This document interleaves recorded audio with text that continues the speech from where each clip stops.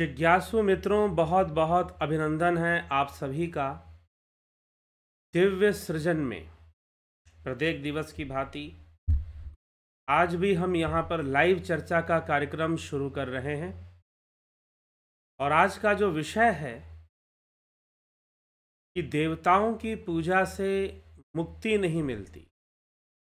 जी हाँ, अब देवताओं की पूजा से मुक्ति मिलती है नहीं मिलती है, आज हम इस विषय को चर्चा में रखेंगे। यह चर्चा का विषय है।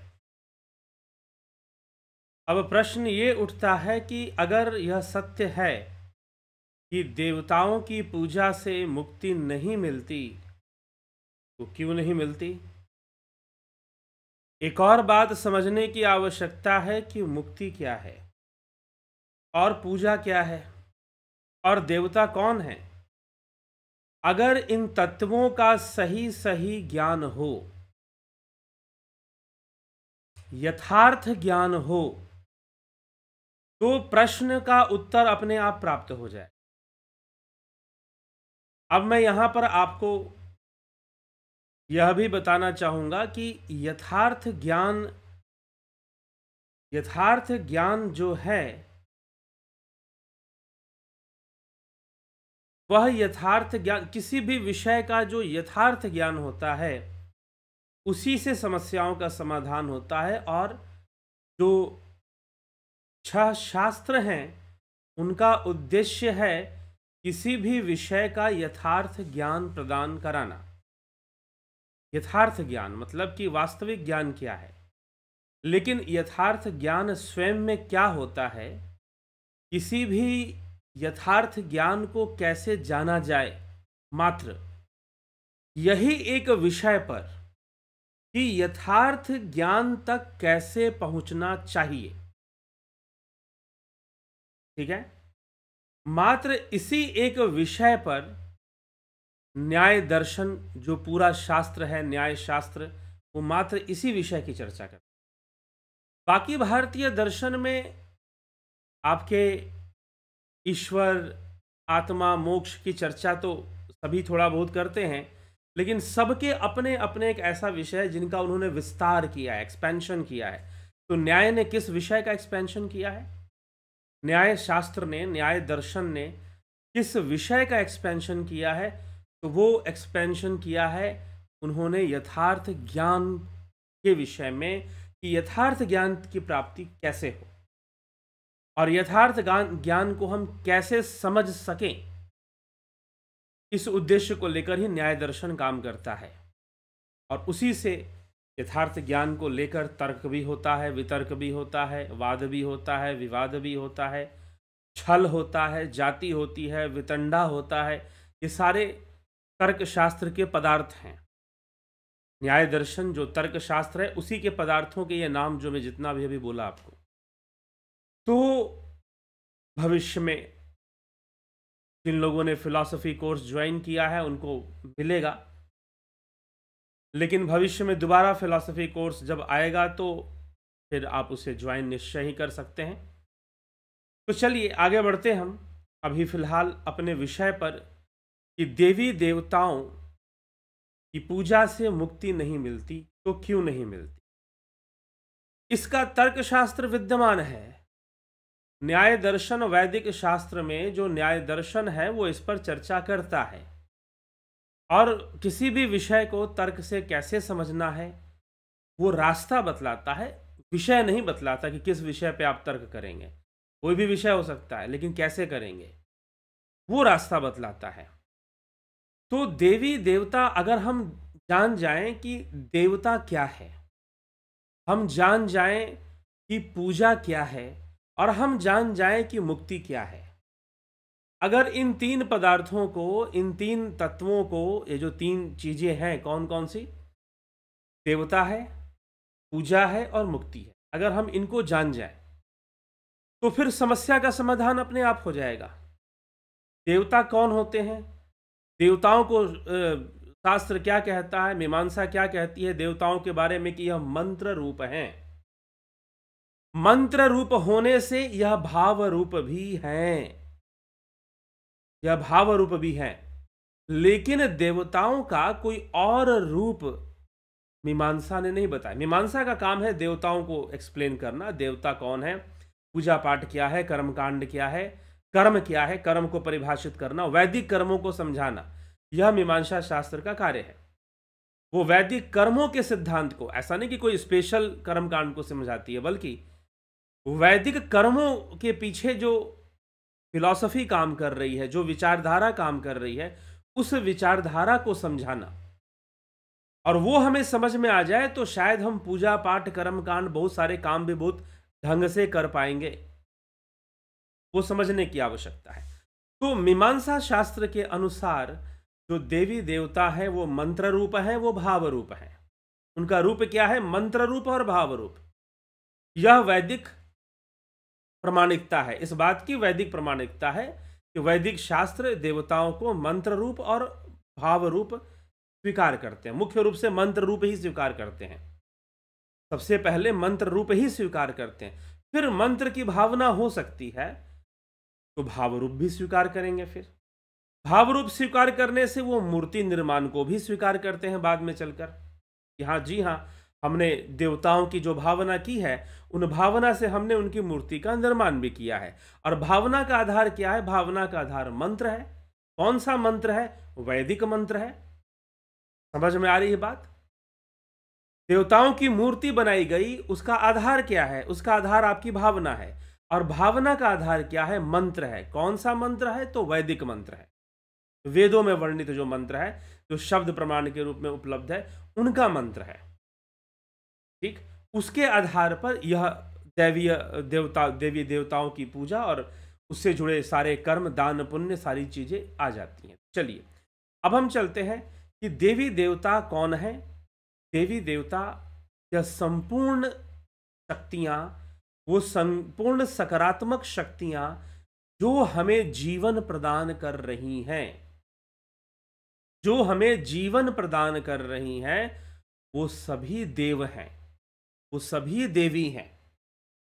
ठीक, इसीलिए उपनिषदों में भी कई प्रकार के देवी देवता बताए जाते हैं। दूसरा कि जो तत्व है पंचभूत, पंच महाभूत कौन कौन से हैं? आकाश, वायु, अग्नि, जल और पृथ्वी। यह जो पंच महाभूत हैं, इनको भी देव माना गया है, क्योंकि यह हमारे जीवन, यह हमें जीवन देते हैं। वैसी प्रकार जो नवग्रह हैं, इनको भी देवता माना गया है। वसुओं को, फिर आदित्यों को जो सूर्य के अंश हैं, उन सब को भी देव रूप में माना गया है। इसके अलावा माता पिता भी देव हैं। यजुर्वेद के अंदर माता पिता से संबंधित, माता पिता की पूजा से संबंधित मंत्र आते हैं यजुर्वेद में, तो माता पिता भी देव हैं, शिक्षक गण भी देव हैं। इसीलिए मैं कहता हूं कि कभी देवताओं की गिनती मत करो, मत करो देवताओं की गिनती। अब एक महानुभाव आ गए कि भाई चलो ठीक है, इतने सारे देवी देवताओं 33 करोड़ तो हो ही जाएंगे, अब ये तुक्का लगाने की क्या जरूरत है? जबरदस्ती का 33 करोड़ वाली बात प्रमाणित, पहले 33 करोड़ को आप शास्त्रों से प्रमाणित करो। हम मानते हैं, हमारे गुरुजी मानते हैं, हमारे पंडित जी मानते हैं, हमारा समाज मानता है, उससे फर्क नहीं पड़ता, क्योंकि समय के परिवर्तन के साथ साथ बहुत सारी चीजें विकृत अवस्था में आ गई हैं। इसीलिए महर्षि दयानंद सरस्वती, कल भी हमने महर्षि का, उनका जो नमन किया था, उनको, उन पर विचार किया था। इसीलिए वो ये बात समझाते हैं कि जब तक आप विचारशीलता के साथ, विचार मनन करते हुए, विचार करते हुए किसी विषय को नहीं समझेंगे, और यह जो विचारशीलता है, यह जो मननशीलता है, उसी के आधार पर शास्त्र रचनाएं होती हैं, ना कि मान्यताओं के आधार पर कि ऐसा है तो ऐसा मानो, नहीं, इस आधार पर नहीं। तो कितना बाल का खाल निकाला है हमारे विद्वानों ने, हमारे वैदिक ऋषियों ने, यह आप तब पता चलेगा। बाल का खाल निकालना समझते हैं आप? मतलब कि बाल के कितने टुकड़े वो कर सकते थे, उतने टुकड़े उन्होंने ज्ञान के किए हैं, सूक्ष्म से सूक्ष्म स्तर तक उतरने का प्रयास किया, सूक्ष्म से सूक्ष्म स्तर तक उतरने का प्रयास किया है हमारे ऋषि मुनियों ने। और उतने स्तर पर उतरने हेतु ही शास्त्र रचनाएं हुई हैं। ठीक, इसलिए नहीं हुई है कि भाई ये बात कही गई है तो ये बात मान लो, वो बात कही तो वो बात मान लो। जी नहीं, इस उद्देश्य से बातें नहीं की गई हैं, बहुत तर्कपूर्ण ढंग से बातों को कहा गया है। तो हमें यह विचार करना होगा, जब हम विषयों को समझेंगे तो मीमांसा शास्त्र यही कहती है कि जो देवी देवता हैं वो मंत्र रूप हैं, भाव रूप हैं। अब देखिए, इस विषय में एक कथा भी आती है, एक इतिहास है, कथा नहीं हम इसे, क्योंकि ये कोई पौराणिक नहीं है, यह इतिहास के अंतर्गत एक कथा आती है, एक घटना आती है। घटना है यह, ठाकुर रामकृष्ण परमहंस दक्षिणेश्वर मंदिर के पुजारी थे, पूजा करते थे, अपने पूजा में लीन रहते थे, माता की भक्ति में लीन रहते थे, माता काली के बहुत बड़े भक्त थे। और जब वो माँ माँ माँ कहते थे, 3 बार माँ माँ करते तो देवी साक्षात प्रकट हो जाती थी। उनकी इच्छा शक्ति, उनकी भाव शक्ति बहुत प्रबल थी। उनकी इच्छा शक्ति, उनकी भाव शक्ति बहुत ही प्रबल थी, और वो इस तरह से देवी भी साक्षात उनके सामने प्रकट होती थी। अब देवी जब उनके सामने प्रकट होती तो वो देवी से बातें भी करते थे, देवी को भोग भी लगाते थे, देवी उनका भोग ग्रहण करती थी। यह सब इच्छा शक्ति और भाव शक्ति से संभव है, जैसे मीराबाई के समक्ष कृष्ण प्रकट होते। लेकिन चाहे कहानी मीराबाई की हो, चाहे ठाकुर रामकृष्ण परमहंस की हो, कथाएं दोनों की एक जैसी हैं, घटना एक जैसी है। घटना क्या घटती है कि तोतापुरी महाराज पुरी धाम से चलकर दक्षिणेश्वर पहुंचते हैं, और दक्षिणेश्वर पहुंचकर वहां देखते हैं कि भाई इस व्यक्ति की क्या स्थिति है, और इसकी तरंगों ने मुझे खींचा है अपनी ओर। ऐसे नहीं पहुंच जाते, कुछ ना कुछ खिंचाव था उस दिशा में, तभी वो वहां पर पहुंचते हैं। रामकृष्ण परमहंस के पास वो पहुंचते हैं, और पहुंचने के बाद, रामकृष्ण परमहंस के पहुंचने के बाद उनसे वार्तालाप करते हैं। उन्हें वेदांत के विषय में, अद्वैत के विषय में, शास्त्रों के विषय में बहुत सारा ज्ञान देते हैं, बहुत सारी बातें बताते हैं कि तुम आत्मज्ञान की ओर आगे बढ़ो, तुम मोक्ष की ओर आगे बढ़ो, तुम विज्ञान की ओर आगे बढ़ो, और तुम ब्रह्म की ओर आगे बढ़ो, ब्रह्म ज्ञान की ओर आगे बढ़ो, तभी तुम्हारा मोक्ष संभव है। जो भी पूजा पाठ या जो भी तुम अपनी सिद्धि से देवी को प्रकट कर लेते हो, या देवी तुमसे मिलती है, बात करती है, जो कुछ भी ये होता है, ये सारी जो चीजें हैं, इनसे तुम्हारा मोक्ष नहीं होगा। देवी तुम्हें कभी मुक्ति नहीं दे सकती। ठाकुर रामकृष्ण परमहंस को ये बात बहुत बुरी लगी। पहले तो वो सारी बातें सुनते रहे, हाँ में हाँ मिलाते रहे, लेकिन जब तोतापुरी महाराज ने बोला, स्वामी तोतापुरी ने बोला कि तुम्हें मोक्ष नहीं दे पाएगी देवी तुम्हें, तो उनको बुरा लगा। उन्होंने कहा कि नहीं, मेरी माता मुझे सब कुछ दे सकती, सब कुछ, वो मोक्ष भी दे सकती है। तो फिर तोतापुरी ने कहा कि ठीक है, जाओ जाओ, तुम अपनी देवी से मांग लो, अगर मोक्ष दे सकती है तो दे दे मोक्ष। तो गए, वो मंदिर में गए, बहुत आंखों में आंसू लेकर गए कि भाई कोई मेरी देवी के बारे में ऐसे कैसे कह सकता है कि वो मोक्ष नहीं दे सकती है। गए और उन्होंने वहां पर बैठे और उन्होंने पुकारा, माता को पुकारा, और देवी साक्षात प्रकट हुई। ठाकुर ने कहा कि माता, मैंने कभी तुझसे कुछ मांगा नहीं, आज मांगने आया हूं, आज जो है मांगने आया हूं। तो मैया ने कहा कि हाँ बताओ क्या चाहिए तुमको, मैं तुम्हें सब दे सकती हूं, संसार का सब सुख वैभव चाहिए तो ले लो, पूरी पृथ्वी का राज चाहिए तो ले लो, संसार का समस्त तुम्हें शक्तियां चाहिए ले लो, रिद्धि सिद्धियां चाहिए सब ले लो, मिल जाएगा। ठाकुर ने कहा कि नहीं माता, मुझे ये सब सारी चीजें नहीं चाहिए, मुझे तो मोक्ष चाहिए। माता ने कहा कि देखो, अगर तुम्हें मोक्ष चाहिए तो तुम्हें मोक्ष मार्ग पर चलना पड़ेगा, तुम्हें आत्मज्ञान के मार्ग पर चलना पड़ेगा। और आत्मज्ञान का जो मार्ग है, वह जो है तुम्हें कोई ऐसा गुरु, कोई संत बताएगा जो स्वयं जानता है वो आत्मज्ञान का मार्ग, जो स्वयं उस मार्ग पर चल चुका है, चल रहा है, वही तुमको बता पाएगा। दूसरा कौन बता सकता है? मैं तो तुम्हारी भाव शक्ति की ही प्रतिबिंब हूं, ऐसा समझो। तुम्हारी तीव्र भावना, तीव्र इच्छा शक्ति का परिणाम, तुम संसार के जितने भी भाव युक्त, क्योंकि जो मोक्ष है वो भावातीत है, भावनाओं से परे है, और मैं भाव युक्त हूं। देवी देवता भाव युक्त है, देवी देवता मंत्र रूप हैं, भाव रूप हैं, तो उनकी सीमा भावनाओं तक है। और मोक्ष और जो मुक्ति की बातें हो रही हैं, यह तो भावातीत अवस्था है, भावनाओं से परे, वृत्तियों से परे। चित्त वृत्ति निरोध, महर्षि पतंजलि क्या समझा रहे हैं? वृत्तियों से क्या तात्पर्य है? वृत्तियों का मतलब विचार नहीं, वृत्तियों का मतलब जो वेव्स चलती हैं, जो इमोशंस चलती हैं, जो फीलिंग्स चलती हैं विचारों का आधार लेकर, वो तरंगे, वो संस्कार, वो वृत्तियां कहलाती हैं। तो देवी ने कहा कि यह संपूर्ण जगत भावमयी है, और भावातीत होने के लिए, क्योंकि मोक्ष तो भावातीत है, भावनाओं से परे, ठीक, परम धाम जहां से आना जाना वापस नहीं होता कुछ, तो वो भावातीत अवस्था है, भावनाओं से परे। भावना तो हमेशा एक बंधन है, वृत्ति तो हमेशा ही एक बंधन है, ठीक। अगर आदमी वृत्ति तक ही अपने आप को सीमित रखेगा और सोचेगा कि मैं किसी देवी देवता या किसी भी रूप में जिसमें वो भावना कर रहा है और उसको आना जाना मान रहा है कि वो किसी के देह पर आ जाएगा, चला जाएगा, इस तरह से जो मान रहा है, वो भाव युक्त है, वो मोक्षदायी कभी नहीं हो पाएगा, वह मोक्षदायी कभी नहीं हो पाएगा। तो काली ने, माता ने उनका मार्गदर्शन किया कि तुम्हें ऐसे गुरु की शरण में जाना पड़ेगा जो आत्मज्ञान का मार्ग तुम्हें सही सही बता दे, और वहीं से यह संभव हो पाएगा। और जब मार्ग मिला और माता ने समझाया तो ठाकुर समझ गए और आकर तोतापुरी महाराज के चरणों में गिर गए और उनसे प्रार्थना की कि आप मुझे आत्मज्ञान का मार्ग दिखाएं, मुझे आत्मज्ञान का मार्ग दिखाएं। और तब ठाकुर को आत्मज्ञान का मार्ग मिला। तो आत्मज्ञान का मार्ग, ब्रह्म ज्ञान का मार्ग, वेदांत के अनुसार, अद्वैत वेदांत के अनुसार एक ही मार्ग है।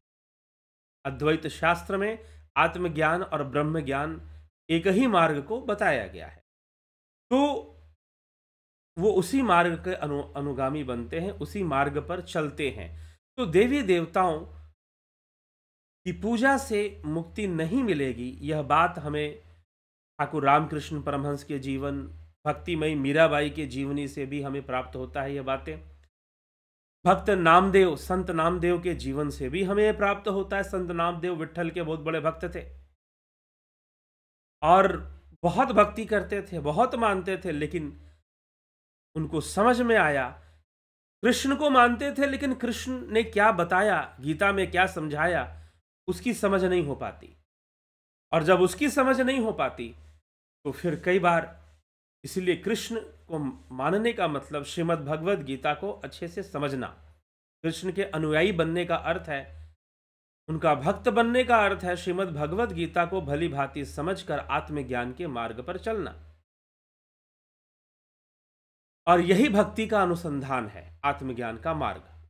तो ये हमें समझना चाहिए। तो मोक्ष के लिए तो आत्मज्ञान ही सहयोगी है, और आत्मज्ञान के लिए आत्मज्ञान का मार्ग जो कि योग है, जो कि ध्यान योग है, जो कि आत्म संयम योग है, ध्यान योग है, उस मार्ग से चलकर ही कोई मुक्ति, मोक्ष की मुक्ति का अर्थ क्या है। चलो देवताओं को तो हमने समझा कि देवताओं भावनाओं में सीमित रहते हैं, तो वो आपको भावातीत अवस्था में लेकर नहीं जा पाएंगे।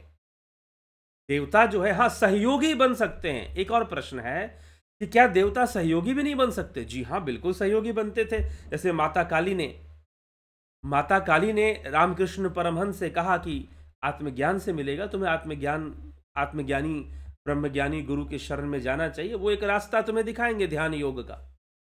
ध्यान योग का मार्ग बताया है श्वेतास्त्रोपनिषद में। तो ध्यान योग का रास्ता तुम्हें मिलेगा, और उस ध्यान योग से के मार्ग से तुम फिर निश्चय ही अपना कल्याण करोगे, मोक्ष को प्राप्त करोगे, मुक्ति को प्राप्त करोगे। क्यों? अब हम समझें कि मुक्ति क्या है। मुक्ति का सीधा सा अर्थ है फ्रीडम, अगर अंग्रेजी में बोलो तो लिबर्टी। भाई बंधन से मुक्त हो जाओ, जो बंधन है उसे निकाल के फेंको। जितने भी बंधन है, बंधन क्या है?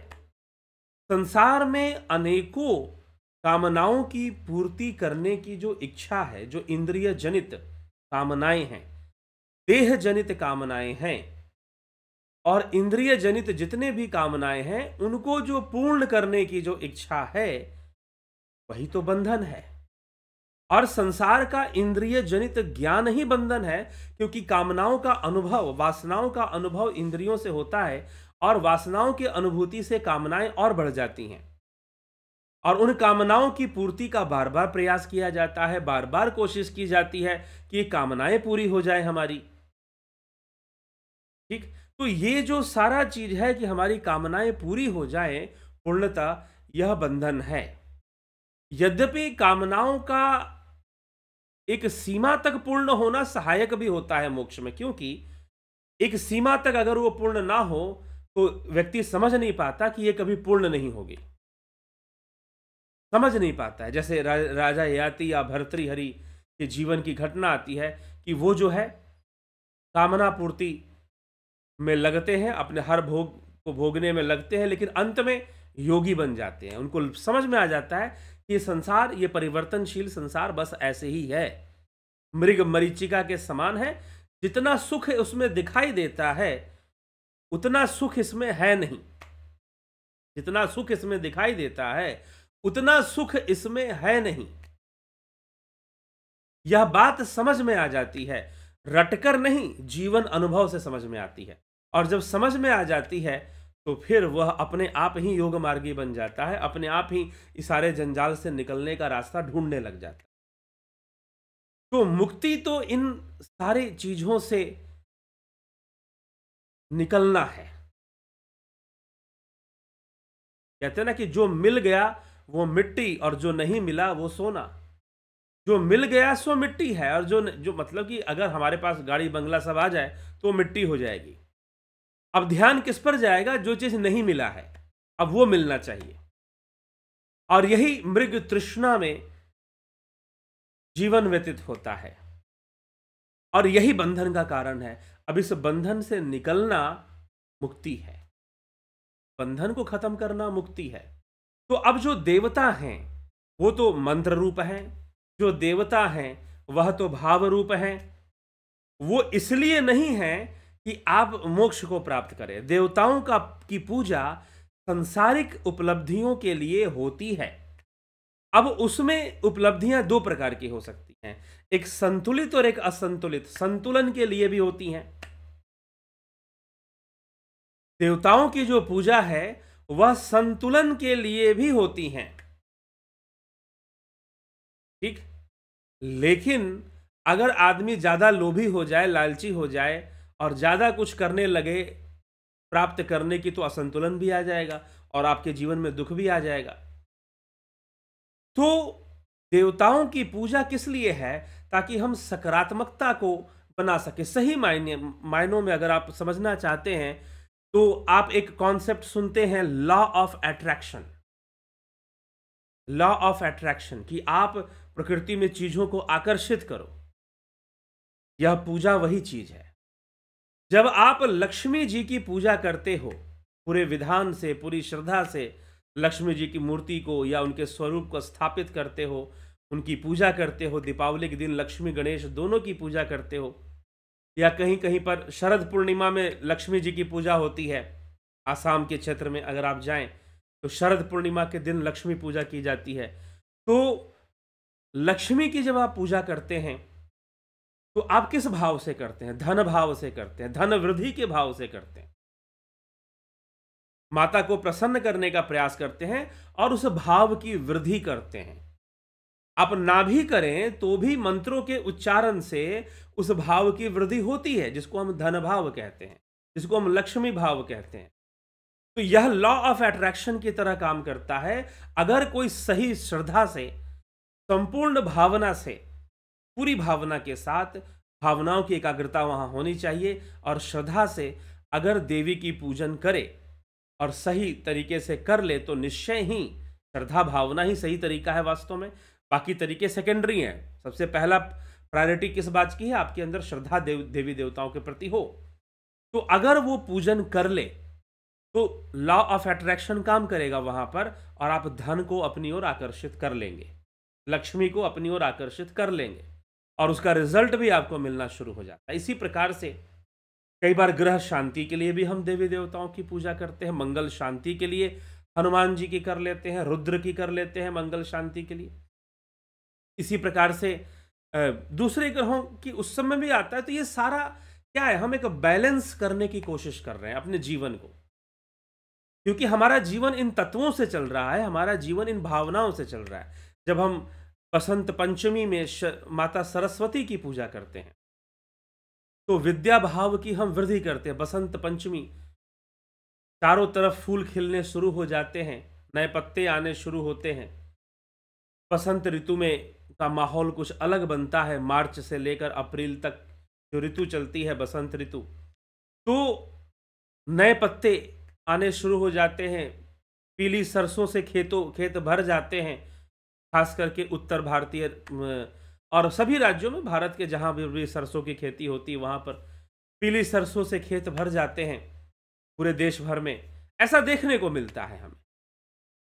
तो ज्ञान की देवी, विद्या की देवी हम सरस्वती की पूजा करते हैं कि हमें विद्या दे, हमें ज्ञान दे, हमें बुद्धि दे, हमें talent they, skills they. Goddess of skills बोलते हैं, ठीक है। बुद्धि के देवता तो ऐसे गणेश जी कहे जाते हैं, विवेक बुद्धि के देवता गणेश जी कहे जाते हैं, लेकिन स्किल्स, लर्निंग और जो टेक्नोलॉजी है, विद्या है, इन सब की जो देवी है माता सरस्वती की हम पूजा करते हैं, तो उसके भाव की वृद्धि करते हैं। और सरस्वती पूजा को हमारे कुछ महापुरुषों ने आज़ादी के समय में, उन लोगों ने काफ़ी इसको फेमस करने की कोशिश की थी ताकि लोग एजुकेशन के प्रति, शिक्षा के प्रति जागरूक हों। लेकिन दुर्भाग्यपूर्ण है कि सही अर्थ पूजा का समझ में नहीं आता, औपचारिकता बस रहती है। औपचारिकता बस रहने के कारण कोई लाभ उसका हमारे समाज को नहीं हो पाता है और वहां आडंबर शुरू हो जाता है। पता चला कि सरस्वती पूजा का पंडाल लगा है, फिल्मी गाने चल रहे हैं, ठीक है।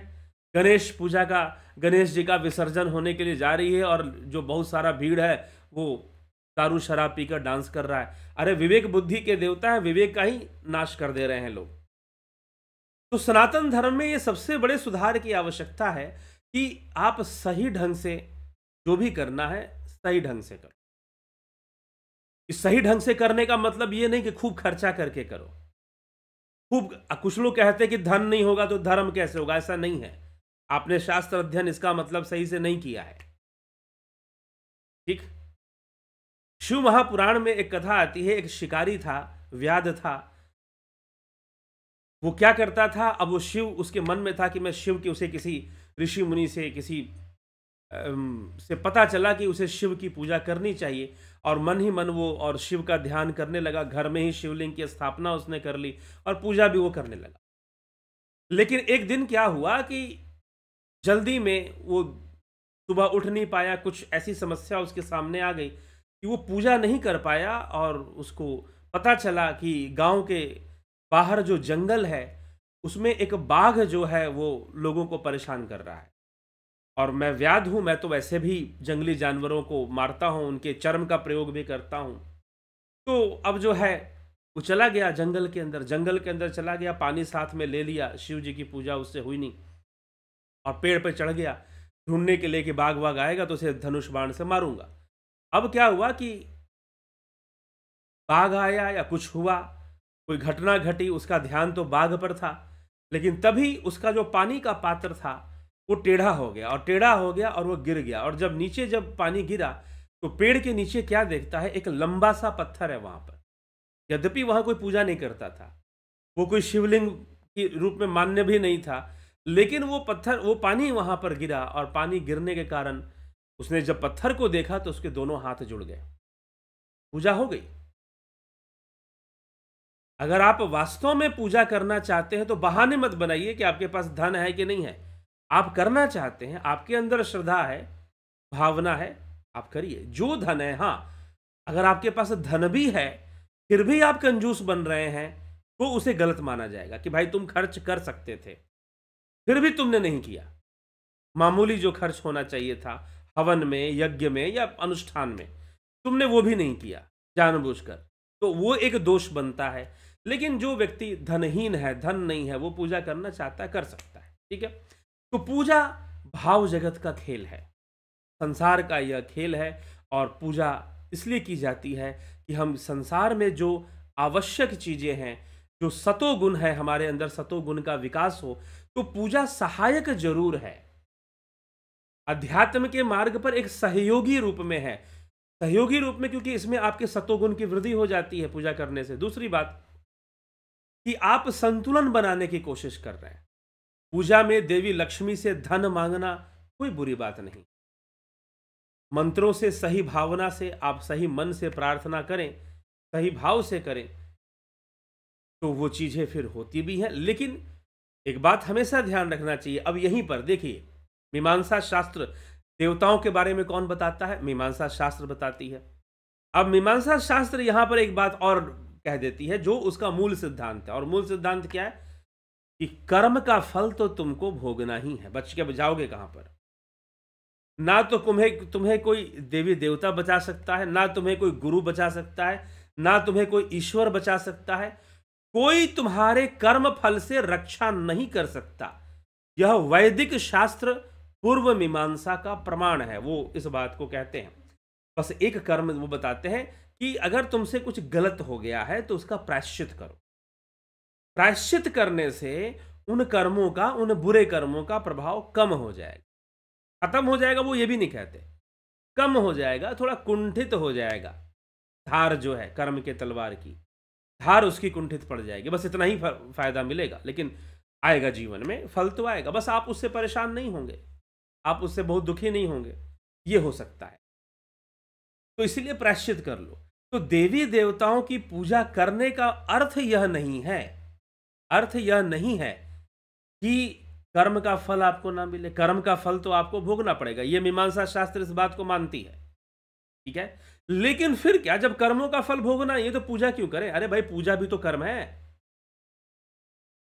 अब एक प्रश्न यहां बनता है कि जब कर्मों का फल हमें भोगना ही है तो हम पूजा ही क्यों करें, हम साधना ही क्यों करें? यह भी प्रश्न बन जाता है। जी हां, कर्मों का फल तो भोगना ही है, लेकिन जो पूजा कर रहे हो, पूजा करते हुए देवी के नाम पर जो भी दान कर रहे हो, भोग करा रहे हो, हमारी हर पूजा के साथ दान जुड़ा होता है कि भाई आपने पूजा किया है, यज्ञ किया है, आप दान करो, पशु पक्षियों का भी दान करो, समाज को भी आप दान दे सकते हो, गरीबों को खिलाओ, ब्राह्मण को भी दो। लेकिन ये मत सोचिएगा कि मात्र ब्राह्मण को दान करने के लिए कहा गया। कुछ लोग दुष्प्रचार करते हैं, नहीं, ऐसा नहीं है। आप हर में दान करो। विद्या का भी दान एक दान होता है, ठीक। तो सरस्वती पूजा के दिन विद्या का दान होना चाहिए। जो लोग विद्या, जिनके पास विद्या धन है, जिनके पास नहीं है बेचारे, वो कहाँ से? कई बार लोग विद्या के भी गरीब होते हैं, उनके पास विद्या नहीं होता, स्किल्स नहीं होती बेचारों के पास, ठीक। और गलती से कई बार धन मिल जाता है, ऐसा भी हो जाता है। बहुत कम लोग होते हैं, लेकिन ऐसे लोग कई बार हो जाते हैं कि विद्या नहीं है और धन भी है, लेकिन वो अच्छी स्थिति नहीं मानी जाती, बहुत खराब स्थिति मानी जाती। तो क्योंकि असली धनवान होना बिना विद्या के संभव नहीं है, क्योंकि विद्या नहीं है तो धन का सही सही प्रयोग कैसे करोगे? किसी के पास मान लो खूब पैसा आ गया और वो बैंक का मैनेजमेंट नहीं समझता। वे बैंक, अगर बैंकिंग जानते हैं आप, तो बैंकिंग भी एक विद्या है कि आपको पैसे कैसे संभालना है, कैसे इन्वेस्ट करना है, कहाँ इन्वेस्ट करना है, कैसे लगाना है, कैसे सेविंग करनी है। आपको कुछ पता ही नहीं है, पैसा आपके पास खूब आ गया, कहाँ रखोगे? बोरे में रखोगे, बिस्तर में रखोगे, क्या करोगे उसका? ठीक है।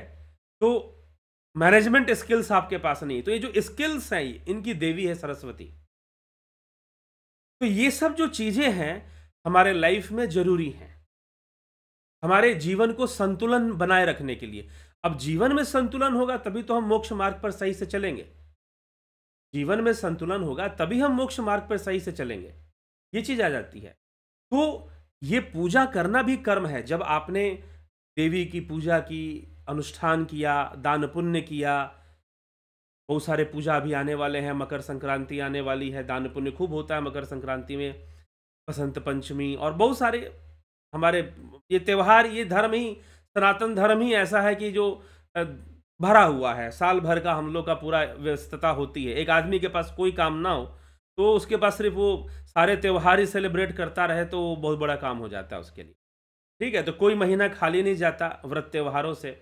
और पूजा से, साधना से, कोई ना कोई हमें, हमारे महापुरुषों ने हमें जीवन शैली दी है, फुल टाइम एंगेजमेंट दिया है कि भैया तुम लगे रहो, समझो, पहले लगे रहो। बस ये है कि बीच में शिक्षा की इतनी कमी हो गई, इतनी भारी कमी हो गई, और गुलामी और इस तरह का भी माहौल बन गया, जिससे कि और भ्रमित होने लगे लोग, अपने ज्ञान से दूर चले गए, अपने शास्त्र ज्ञान से दूर चले गए। तो इस ढंग से संसार के उद्देश्य हेतु आप पूजा भी कर रहे हैं तो वो भी कर्म है और उसका भी फल आएगा। यदि आपने लक्ष्मी जी की पूजा कर कर, लक्ष्मी जी को भोग लगाकर, सही श्रद्धा से प्रार्थना कर कर कुछ दान पुण्य किया है और रेगुलर करते हैं, तो उसका भी फल तो आएगा ना, वो भी तो कर्म हो रहा है कहीं ना कहीं, का भी फल जीवन में आएगा। और वो आकर्षण भी काम करेगा, आकर्षण का सिद्धांत भी काम करेगा कहीं ना कहीं, कि आप धन को अपने विचारों से, मंत्रों से आकर्षित कर रहे हैं। तो संसार के लिए पूजा है, मोक्ष के लिए पूजा नहीं होती। लेकिन पूजा करनी नहीं चाहिए इसका मतलब ये नहीं है। सबसे बड़ी समस्या यहीं पर है। हम लोग जो है, अब इसीलिए मैं चाहूंगा कि फिलॉसफी कोर्स ज्वाइन करिए आप लोग। न्याय दर्शन इन्हीं सब विषयों पे चर्चा करती है कि भाई तुम कुछ भी तर्क नहीं दे सकते, कुछ भी नहीं बोल दोगे। कई बार तर्क सुनने में बहुत सुंदर लगता है ना। एक बगुला जो है एक मछली को चोंच में पकड़कर उड़ रहा था, तर्क देने वाले ने कहा कि देखो डूबते हुए मछली को उसने बचा लिया। सुनने में कितना सुंदर है। अभी कोई महानुभाव, कोई नेताजी, कुछ दिनों पहले टीवी में न्यूज में आ रहा था कि नेताजी ने कहा कि गीता में भी जिहाद लिखा हुआ है, और लॉजिकली प्रमाणित कर रहे हैं कि भाई भगवान ने अर्जुन को कहा था युद्ध कर, युद्ध कर। और वहां भी कुरान में इस तरह से कहा जाता है युद्ध कर, तो जिहादी तो हो गया। ठीक है, उनको पता है कि ज्यादातर लोग गीता का अध्ययन नहीं करते हैं, इनको मूर्ख बनाना आसान है, लेकिन हमें चाहिए कि हम इस बात को गलत प्रमाणित कर दें। हम श्रीमद् भगवद गीता का एक एक श्लोक पर चिंतन मनन करके समझ लें, क्या अर्जुन के द्वारा किया गया युद्ध जिहाद था? किसके विरुद्ध जिहाद था भाई, बता दो जरा। तो ये तर्क सुनने में कितना लॉजिकल लग रहा है। तो ये नेता लोग डायलॉग मारते हैं, और इनके जो चेले हैं, इनके जो चमचे हैं, इनके जो फंडेड मीडिया है, जो नेता जिसको फंड करते हैं मीडिया को, वो मीडिया वाला खूब प्रचार करते हैं। आजकल वायरल होना पैसों का खेल है, ठीक है। तो लोग बहुत तरह से प्रचार करने की कोशिश करते हैं, बहुत तरह के चीजों को खड़ा करने की कोशिश करते हैं। नेता खड़े किए जाते हैं कई तरह के चालों को चलकर। तो ये सारी चीजें हैं। आप इस माहौल को अगर हम समझें तो हम इनके बेकार के तर्कों में नहीं आएंगे, वाहियात तर्कों से हम बच पाएंगे, लेकिन कहां तक हम कर पाएंगे। मैं प्रयास कर रहा हूं, यूट्यूब के ऊपर प्रयास कर रहा हूं। कुछ लोग, आप लोग 100 लोग लगभग लाइव में आ जाते हैं। टोटल ज़्यादा से ज़्यादा मेरे वीडियोस पर 3000 4000 तक व्यूज चली जाती है, उसके बाद व्यूज नहीं आती है, कम हो जाती है। तो क्या इससे क्रांति आ जाएगा? क्या हमें इस क्षेत्र में और काम नहीं करना है? लोगों को जागरूक नहीं करना है? क्या गांव गांव के तक, लोगों तक पहुंचने के लिए हमें कोशिश नहीं करना है? लेकिन कोशिश हम करें, इस बात को हम समझें। और व्यक्ति की अपनी अपनी, ठीक है, हम मान सकते हैं कि हम 100% लोगों को शायद ना समझा पाएं, शायद ना जागरूक कर पाएं, ना जागृत कर पाएं, लेकिन अगर 75% तो हो जाए कम से कम। लेकिन 75% का लक्ष्य तब पूरा होगा जब 100% का लक्ष्य लेकर कोई चले, ठीक है। तो इसीलिए हमें समझना है और समझाना है। ये बेकार के लॉजिक के उसमें इन नेताओं के जो जुमले हैं और जो ये सब हैं, उसमें हमें फंसना नहीं है, उसमें हमें घुसना नहीं है, उसमें हमें बचना है। हमको ये सब हमें ध्यान में रखना है, तभी जाकर हमें सही सही समाधान मिलेगा। तो देवी देवताओं की पूजा करनी चाहिए, यथासंभव करनी चाहिए। वैसे शास्त्रों में एक और मत आता है कि जो योगी है, तुर्या प्राप्त योगी है, ज्ञानी है, आत्मज्ञानी है या योगी है, ऐसी अवस्था में जो है वो पूजन ना भी करे तो चलेगा उसके लिए। या सन्यासी के लिए भी कहा गया, जो सन्यासी हो गया है।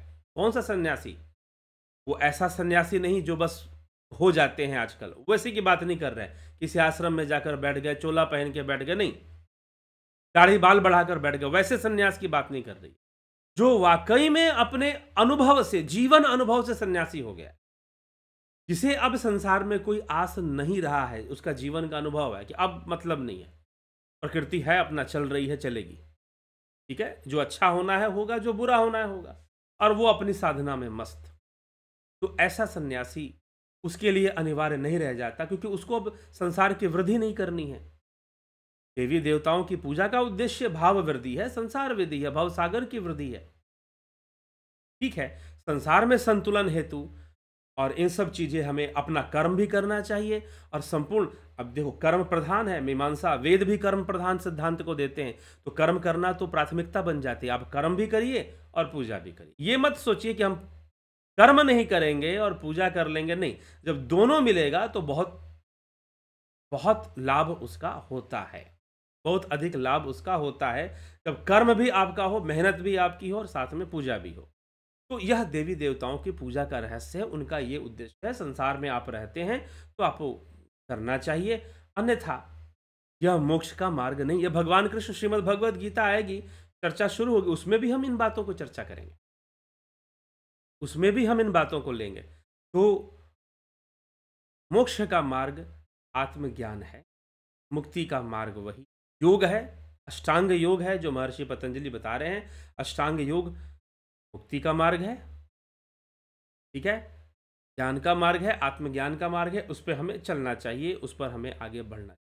इसमें कभी कंफ्यूज नहीं होना चाहिए कि देवी देवताओं की पूजा गलत है या सही है। गलत सही वाली यहां पर कोई बात नहीं है, उसका अपना स्थान है, उसका अपना स्थान है, ठीक। और साधना का अपना अपना स्थान है कि वो मोक्ष प्राप्ति के लिए है। हाँ, पूजा पाठ मोक्ष प्राप्ति उससे सिद्ध नहीं होता, लेकिन मोक्ष मार्ग में वो थोड़े सहायक हमारे जरूर बनते हैं, इसमें भी कोई संशय नहीं है, कोई शक नहीं है, जरूर सहायक बनते हैं मोक्ष मार्ग में, ठीक। तो हमें यह समझना है देवी देवताओं के विषय में, और ये भाव रूप में है, भावनाओं में इनका वास है, मंत्रों में देवी देवताओं का वास माना गया है। तो हम इसको इस तरह से समझकर आगे बढ़े तो बेहतर हो। चलिए, यह विषय हम यहाँ तक चर्चा हमने की, आगे देखते हैं। नवज्योति नाथ जी, राजू पाल जी, राहुल तिवारी जी। अभी देखिए एक और विषय कि ध्यान योग का जो कोर्स है, कल से शुरू हो जाएगा। ध्यान योग का कोर्स 23 नवंबर से, जिन लोगों ने ज्वाइन कर लिया है उनके लिए कल से शुरू हो जाएगा। जिन महानुभावों ने ज्वाइन नहीं किया है, कृपया ज्वाइन कर लें, कृपया ज्वाइन कर लें, और ज्वाइन करके जो है इसका लाभ उठाएं। कई लोग जिन्होंने मैसेज किया है, डिटेल लिया है, लेकिन ज्वाइन नहीं किया, उनसे कह रहे हैं कि अपने डिटेल आपको मिल गया है तो ज्वाइन कर लें, और अगर डिटेल नहीं मिला है तो आप संपर्क कर सकते हैं, अभी भी आपके पास समय है ज्वाइन करने का। आप डिटेल मांग सकते हैं कि हमें ध्यान योग का डिटेल दीजिए, हमें ज्वाइन करना, ठीक है। व्हाट्सअप मैसेज कर सकते हैं 9661802459 और डिटेल ले सकते हैं। आगे बढ़ते हैं। राहुल तिवारी जी, बहुत अभिनंदन है। राजू पाल, बबीता धीमान जी, राम लखन राजपूत, सविता नायक, पवन कुमार गुप्ता जी, बहुत अभिनंदन।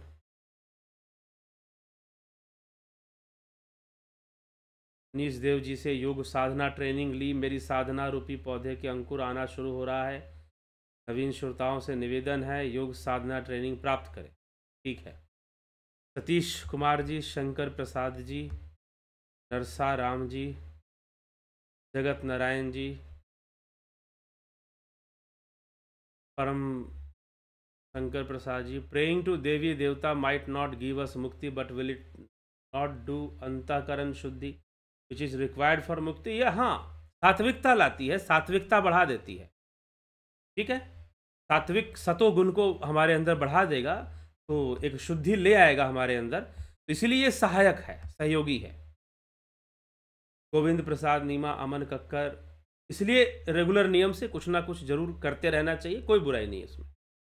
रूपलाल विश्वकर्मा, पांडुरंग वराले, श्वेता राय सिन्हा जी, योगेंद्र पंडित, संतोष कुमार जी, सभी का बहुत अभिनंदन। विष्णु चंद्र मौर्य, शिवदास वर्मा, दया रानी जी, गुड़िया त्यागी, अफंता प्रोडक्शन, रामविलास जी, हीरा लाल यादव, चितरंजन बरुआ, कमलेश खैमर, कन्हाई कुमार, नूतन भट्ट, ज्योति कश्यप, सर क्या बुद्ध ने कैवल्य आत्मा और ब्रह्म की एकता का ज्ञान हो गया था क्योंकि वह आत्मा? इसके लिए समझने के लिए मैं आपसे भी कहूँगा कि आप फिलॉसफी कोर्स जो चलता है वो ज्वाइन कर लें। बौद्ध दर्शन में का वहाँ पर व्याख्या होगी और बौद्ध दर्शन की व्याख्या वहाँ पर चलेगी, आप उसको ज्वाइन करेंगे। आगे जब भी फिलॉसफी कोर्स, अभी नहीं ज्वाइनिंग लिया जाएगा आपका, होगा तो आप ज्वाइन करें, इन सभी विषयों का स्पष्टीकरण हो जाएगा, क्योंकि ये 2 शब्दों का विषय नहीं है। हीराराम गहलोत, अभी अंत में हम उन्हीं प्रश्न को लेंगे जिनका कम समय में उत्तर दिया जा सके। जितेंद्र साहू, केवल श्वासों पर ध्यान देने से? जी नहीं, उसके आगे पहुंचना होता है, लेकिन वो प्रारंभ है। अब क्या श्वासों पर ध्यान देना, वो देना, जब तक पूरी विधि सही से ना पता हो तो इस विषय में, इसके लिए ध्यान योग ज्वाइन कीजिए अगर सही से इस क्रिया को समझना है। नहीं तो बहुत सारे लोग हैं जो बस इतना ही समझते हैं कि केवल सांसों पर ध्यान देने से हो जाता है। जी नहीं, आगे बहुत कुछ है, ध्यान योग में बताया गया, ध्यान योग कोर्स में। साहेब राव पाटिल, भिखू कुचाड़िया जी, सरोज कृष्णानी, शिवराम कृष्णा, लखेंद्र राम, रतन सिंह, मानवेंद्र सिंह, धनराज सिंह राजपूत, विमला शाह, जश प्रोग्रामिंग, गंभीर शाह, आशा रानी, अवधेश कुमार, रूपेश सिंह राजपूत, दिनेश भाई डाभी, अनिमेश महतो, संतोष गुप्ता, मिस्टर ASR। आध्यात्मिक यात्रा शुरू करना चाहता हूँ, मैंने आपको व्हाट्सअप भी किया है लेकिन आपने रिप्लाई नहीं दिया। ठीक है, अगर नहीं रिप्लाई मिला है तो आपको आ जाएगा रिप्लाई, अगर नहीं देर हुआ है तो आप दोबारा एक बार मैसेज कर दीजिए, रिप्लाई आ जाएगा। ठीक है, विशांत जी, राकेश चंद्र शर्मा, बंधनों से मुक्त होने वाले को देवी देवताओं की पूजा करनी। पिता सावंत, जो मोक्ष प्राप्त कर गया है उसको बंधन से मुक्त, जो मुक्ति को प्राप्त कर गया है उसके लिए कोई यह विषय ही नहीं बन जाता कि वो देवी देवता की पूजा करे। जयेश शाह, सीताराम माली, घनश्याम सरोदे, गणेश पवार, धन्यवाद भारत, बानवीर गिरवार जी, बहुत अभिनंदन।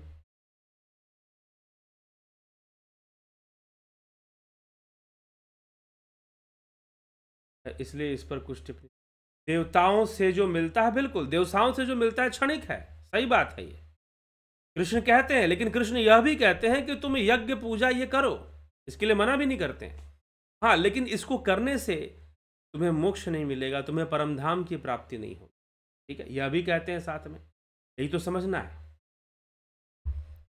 क्षणिक ही होगा क्योंकि वो भावनात्मक जगत में है, वो सांसारिक जगत में है, तो क्षणिक होगा।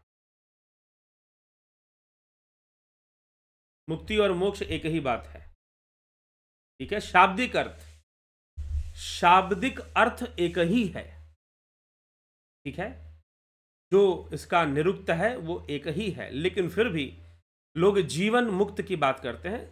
जीवन मुक्त मतलब कि जन्म मरण के बंधन से मुक्ति होना, लेकिन अभी भी संकल्प कुछ रहता है जिसके कारण सूक्ष्म रूप से योगी वास करता है और फिर बाद में पूर्णतः कैवल्य को प्राप्त करता है, ऐसा भी वर्णन मिलता है। देवी देवता की पूजा निष्काम भाव से करें, बिल्कुल ये भी सही बात है। मीमांसा यही कहती है कि सारे जो ये कर्म हैं आप निष्काम भाव से करते रहिए।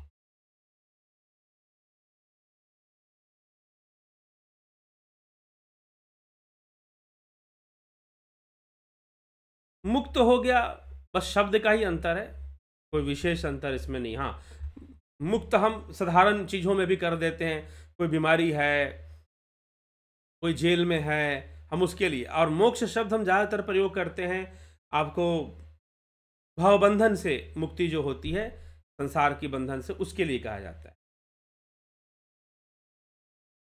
ठीक, चलिए बताएं इसके बारे में। किसके बारे में भाई, क्या पूछा है आपने? था तो है नहीं, प्रश्न करेंगे तब तो बताया जाएगा। मैं ध्यान योग कोर्स ज्वाइन करना चाहता हूँ लेकिन मेरी माता और नानी नहीं मन मान रही।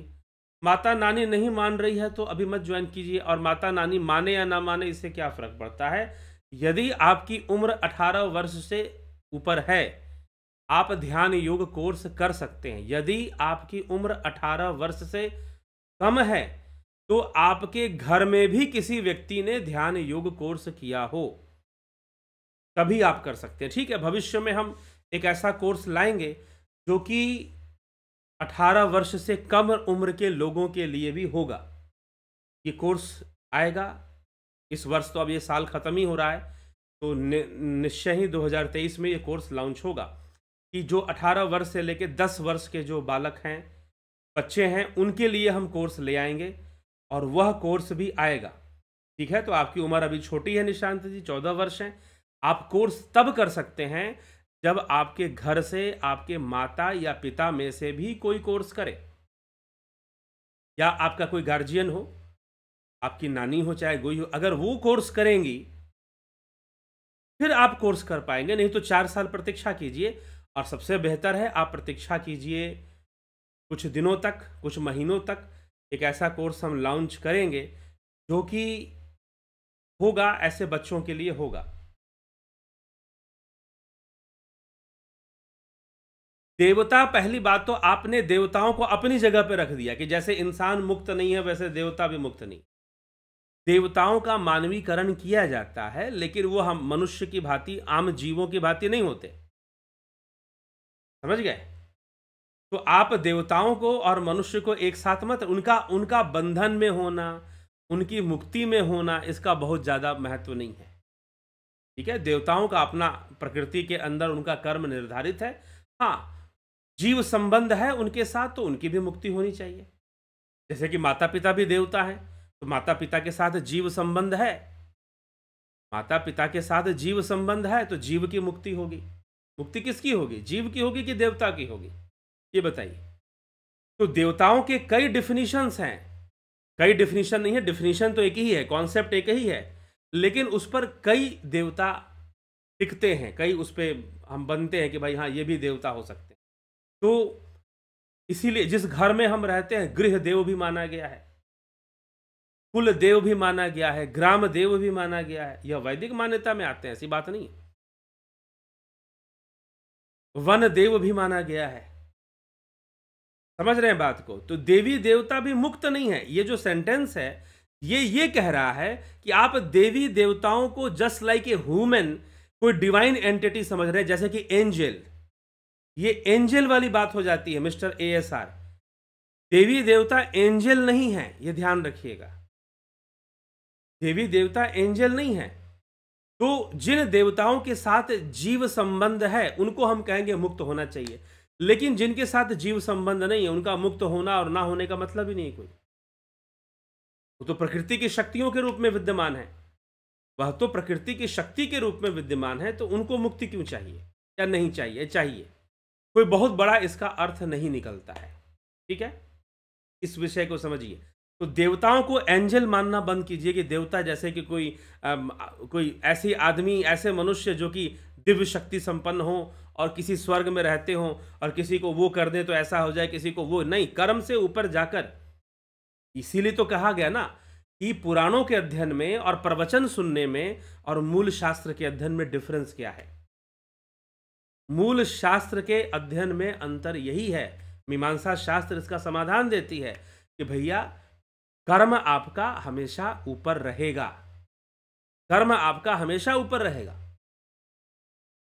ठीक, तो जो देवी देवता हैं वो इस प्रकृति के एक शक्तियों के रूप में हमारे साथ कर्म कर रहे हैं। उनमें अगर जीव संबंध है तो उनकी भी मुक्ति होनी चाहिए। और मुक्ति इसीलिए तो कहा गया कि गायंती देवा किल गीत का निधन्य अस्तुते भारत भूमि भागे, कि देवता भी गुणगान करते हैं जो भारत भूमि पर जन्म लेते हैं, क्योंकि भारत भूमि पर जन्म लेने वालों को आत्मज्ञान का मार्ग मिलता है, योग का मार्ग मिलता है। ठीक, इसीलिए गोस्वामी तुलसीदास जी ने कहा कि बड़े भाग मानुष तन पावा, सुर दुर्लभ, देवताओं को भी दुर्लभ है, सुर दुर्लभ सद ग्रंथ ही गावा, साधन धाम मोक्ष के द्वारा पाई न जही पर लोक सवारा। तो देवताओं को भी मनुष्य जीवन प्राप्त करना पड़ता है मोक्ष प्राप्ति के लिए। मोक्ष प्राप्ति के लिए उनको भी मनुष्य जीवन में आना पड़ता है। यह मानव जीवन की महानता है। ठीक, देवता मुक्त नहीं होते, ये बात सही है, वो तो प्रकृति के अंग है, प्रकृति के बंधन में ही है, उससे अलग कैसे हैं?